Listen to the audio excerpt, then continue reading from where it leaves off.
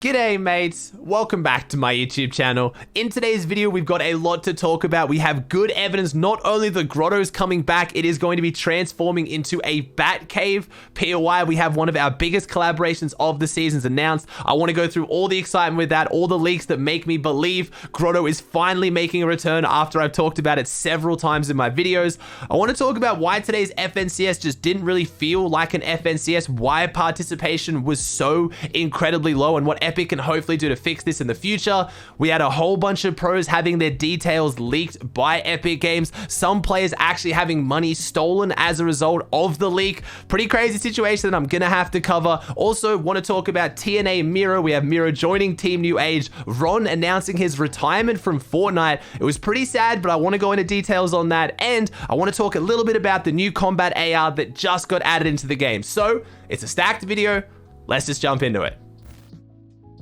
Alright, you guys have heard me talk about the Grotto a lot, but trust me, this one is gonna have you just as excited as I am. So, I was trying to figure out why the water level at Grotto has been going down for weeks now. It is clearly a deliberate choice by Epic. It is going down incrementally. That is not something that happens by accident, but I wasn't really sure why the water at Grotto would be going down. Originally, I thought potentially with Sloane making her way around the map, she was making her way to the Grotto, but we've had leakers confirm now, and we had Donald Mustard basically confirmed today with his tweet, redacted, and then redacted, that Sloane is going to the redacted bunker next to Caddy Corners. Nothing super new there. We have more evidence to go towards that, but I'm focused on Grotto. So if you saw the Batman announcement today, it's the Batman / Fortnite Foundation Universes Collide. It's where Batman DC are doing another collaboration with Fortnite, and we are going to be getting the Batman Who Laughs bundle. First off, this skin looks ridiculous. I'm not a huge comic book fan. I've read some of them, but I reached out to my friends who are big comic book fans, did some research, and this is quite possibly the most demented and messed up superhero or villain they could have picked from the whole DC universe. Like, this Joker in this version of DC basically has like rabid enslaved children as his minions. I don't know why Epic picked it, but it looks sick. I'm excited for that. But as far as map changes go, if you look at the trailer, there is a whole bunch of clues and a whole bunch of theories that we have Batman going to Grotto. I mean, if you had to pick a drop spot on the map that you think Batman could become, or it would become a Batman themed drop, it's the Batcave. The Grotto is literally the Batcave, and it's been just randomly draining. We now have all this Batman collabs and stuff coming out in about 2 weeks time. I mean, it's just too perfect for me. I'm not going to try and say it's 100% like, oh my god, it's coming, but there is a lot of clues, a lot of leaks in there. I'll actually show you the trailer in case you missed it. It's really, really short, and I'll explain exactly what's going on, because we might not just be getting Grotto. We could be getting a Gotham-style POI or another big POI on the map. So let me show you what the Batman reveal trailer was today.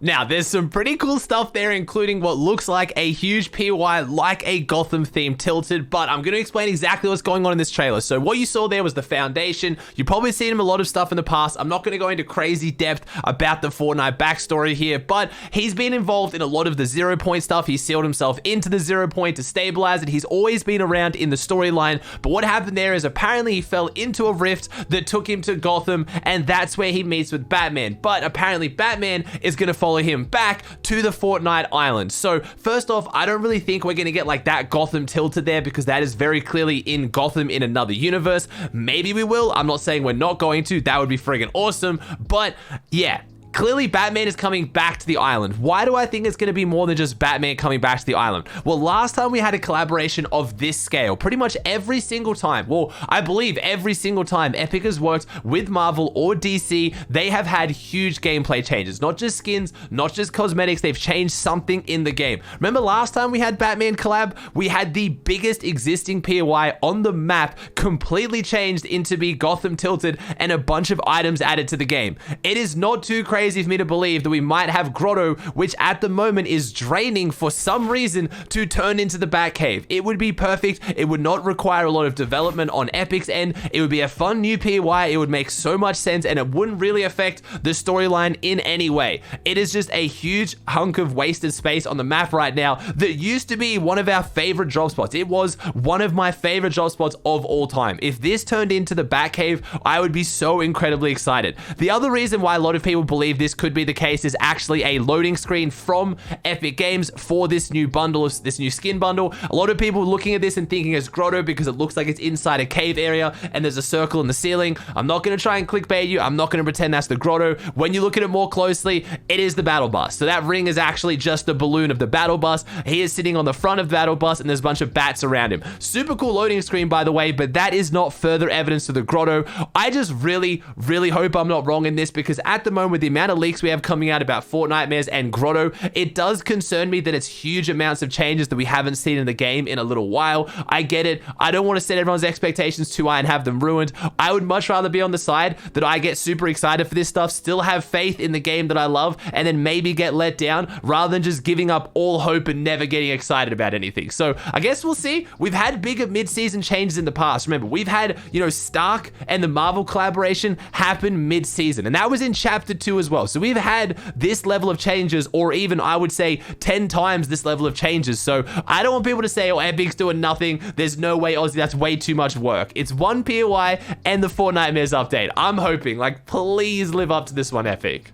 Wanted to throw this in here as well. It fooled me when I looked at it on stream. A lot of us got confused. That is not a Twitch logo on the building in that scene of Gotham. It is the Wayne Enterprise logo.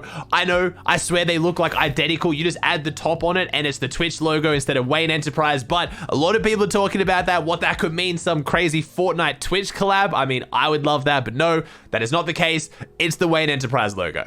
Now, I know you guys might be thinking, Aussie, why did you kick off talking about FNCS? We just had it kick off. Everything's going crazy. What's going on? Well, it's because there's not really a lot to talk about. Let me talk about why that is. So this has got to be one of the weirdest starts to FNCS we've ever seen. It may feel like this to you. It definitely feels like it to me. It's come around really fast and it just doesn't feel like there's as much build up. And because of the way they've changed Champions Division, where it's harder to get, and because of the preseason having given you less time, the player participation matches that feeling. And because of that, today was really easy for most of the pros anyway. So if we look at the numbers, this is one of the lowest participations we've ever seen in an FNCS. So let me just run down the list of this is how many trios actually played FNCS in round 1. Middle East, 1,177. Asia, 2,020. Brazil, 2,806. OCE, 1,230. NA West, 1,986. NA East, 3,476. And the first time I've ever been able to see how many EU teams there are,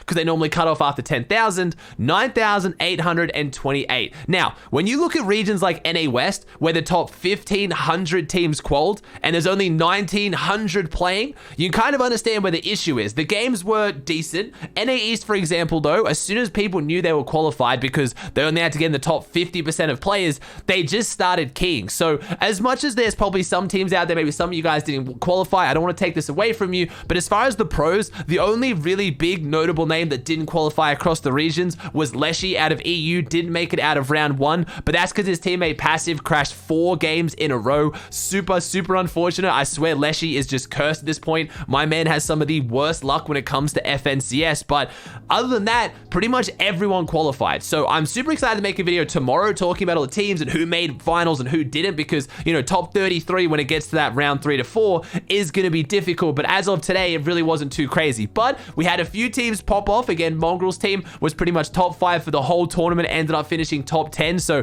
that was a very good sign for a team that, has done very well in the Cash Cup recently, but we want to see that kind of consistency from Mongrel to get a little bit more confident in their performance. So really good from them. I did also want to mention that OC actually had more teams playing than Middle East. That was very surprising to me, but it opens up that discussion. Should have champs been made harder? But for me, I don't think the issue is with champs being made harder. It's a combination combination effect. You made champs harder, but still, given more time, it wouldn't have been that difficult for most of the good players. We had the preseason that made this FNCS come around really, really fast. There was only a few weeks to get to champs, and we had the addition of the Booga late game mode that a lot of people have been grinding over Arena, taking up their time so they weren't able to play. For me, the main one here that needs to change is the preseason. And I know a lot of people know that I hate the preseason. I've argued that it's a terrible addition to Fortnite for a very long time. That's all been said, but this proves even more so why the preseason just makes no sense. It is now reducing the player base of FNCS. It is reducing the hype of FNCS because a lot of people can't play and can't get involved, and it feels like it came around really fast. We are now rushing FNCS. Remember, FNCS is now being condensed into only 3 weeks. From start to finish, FNCS now takes 3 weeks. We used to have 3 qualifiers, a bye week, a semi-final weekend, then a final weekend. Now we have 2 qualifiers, no bye week, and then finals now is we have semi-finals on Thursday, reboot round on Friday, then finals Saturday, Sunday. It's taking less than 3 weeks for FNCS to finish. So would you rather have a preseason or a proper season with good participation, a properly length FNCS that feels exciting?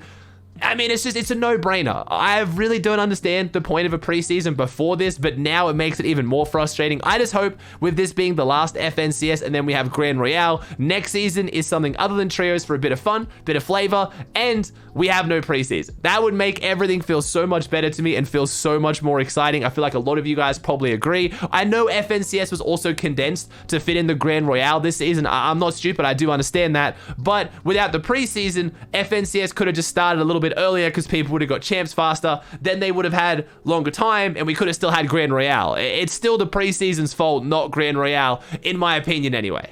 Now, let's talk about what ended up happening with a whole bunch of pro players' personal details being leaked and people's money actually being stolen. Now, straight out of the gate, I need to say this wasn't actually Epic that did this, but I still believe they are responsible. So the company that they've now hired to run tournaments and events for them is the company that sent an email out to all the players invited to Grand Royale. I believe it's just OCE right now because it happened first. Luckily, they didn't send the emails out to all the other regions as well, but I know a lot of you guys, super young, don't use email too much, but when you send a group email out, you can see everyone on the list. Now, what you should have done is send this out as a copy and paste email to each person individually rather than one big group. Now, obviously, emails, when they're not that big of a security risk. If your email gets leaked, it's not like it's, your address, but a lot of these Fortnite pros have their full names as their email. I don't know about you, but one of my first emails involved some kind of combination of my full name. A lot of these pros don't want that kind of data information out there, so that is already a breach of their privacy as well. But secondly, not a lot of pros out there have proper security set up. They don't have password managers. So with an email, a lot of people can actually hack in and have access to that email. But what's ended up happening to a few players in particular, I don't want to mention who, because it puts their security at more risk and they're probably a little bit embarrassed. People were able to actually go on and claim outstanding payments linked to those emails, whether it be through Twitch or Epic Games. Remember, these guys are pros. With this email, they claim all their earnings. So this was a pretty bad mess up on Epic's behalf. I know it wasn't them doing it specifically, but it was a company they're now working with and trusting with the pro players' data. And I hope Epic can fix this situation. If anyone lost money or was financially, affected by this, I hope they are compensated, because I know it's just an email. I know a lot of people are going to say that, but you feel like your information is safe when you're giving it to a big company like Epic Games. But also at the same time, I think the players and a few of you guys need to take responsibility. Please set up your security properly. Download a password manager. They're all encrypted. It can store it. It means you cannot get hacked in these situations. Have two-factor authentication set up as well for anything that has money. Anything. I don't care if you make $3 off some random mobile game. If you have an email linked to that, set up 2FA on it. So if someone tries to log in, they have to have your app or your phone. I know there's still ways to hack into that. I'm not going to make this an anti-hacking PSA. I'm just saying, step up your security, make sure you're being safe. I know a lot of you guys are younger, but you're playing for real money here. So you need to kind of, back yourself up a bit. Now, we had two very big announcements involving pros today. One very, very hyped and one a little bit sad or hyped, depending on how you look at it. We had Miro first off announcing that he has re-signed to TNA. The announcement was very scuffed, as I imagined, from Miro. It got delayed by an hour. He went live. He tried to play the video. There was no audio. He didn't have a second monitor, so he couldn't see chat. It was hilarious, but the announcement was sick, and it's a huge, huge step forward for TNA. I love them getting Miro back on the roster. Miro's actually at the TNA house now, so props to the guys in TNA for not leaking this with like Muzz, Oliver OG, Slick on the roster. I thought one of them at the house probably would have leaked this, but hey, they kept it under wraps, or at least I just didn't see it. So big, big congrats there. The more sad announcement was that we had Stable Ronaldo not playing this FNCS and looked like he pretty much made a retirement announcement video. He's gone and deleted the VOD because he didn't want to get DMCA striked for it. It was actually incredibly funny and sad at the same time in a very Ron setting. He ended up tweeting out, taking this FNCS off, gonna try my best to do content, going to LA in a week with planned streams. I love you all and appreciate anyone who supports me through this. And I mean,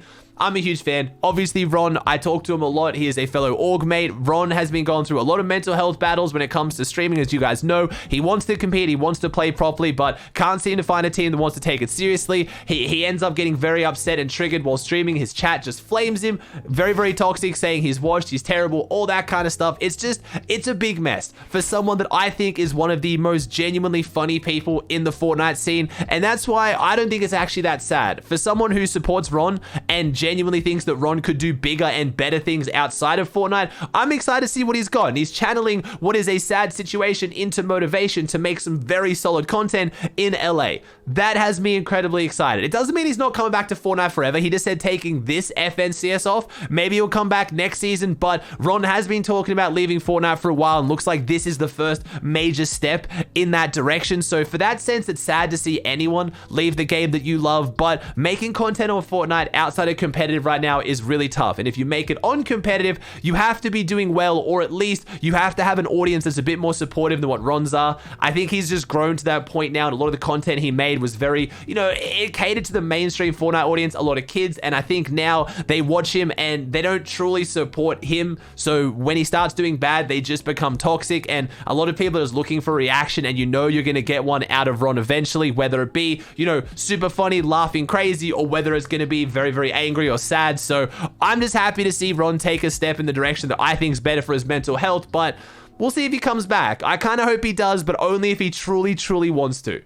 Last but not least, I wanted to talk about the new Combat AR winning the vote and give my impressions on it, but it seems to be bugged right now. A lot of people can't get it. It's been in the game for like 4 or 5 hours now. Some people get their hands on it, but I myself played like 10 pub games. I couldn't get it. I watched Nick A30, Cypher PK not be able to get it for ages as well. So I want to wait to make this video to see if it does go into competitive, because it might just be glitched and it's supposed to be added, but it's not. And I'll give my proper thoughts on it tomorrow. I'm happy the Combat AR won the vote. Well done. I'm very surprised the Fortnite community went for the AR over the SMG. I think they've made the right choice. From what I've seen, it looks like a really skillful, fun weapon. Has high recoil, but very low bloom. So it's very, very aim rewarding. I don't know. I'm excited, but I'll get to play with it hopefully tomorrow when it stops being bugged, and I'll give a proper review in tomorrow's video. Alright guys, that does it for another video. I hope you enjoyed it. If you did, please chuck a like on it. Let me know in the comment section down below your thoughts on anything I talked about today. If you're bored, you're chilling out, come check out my Twitch channel. It's twitch.tv/Aussie Antics. I'll be doing a viewing party for EU and NA East FNCS today. I'll be doing EU and NA East finals tomorrow, so whole bunch of content. I'd love to see you, but if you haven't already, please subscribe to the channel. I hope you enjoyed the video, and I'll see you in the next one.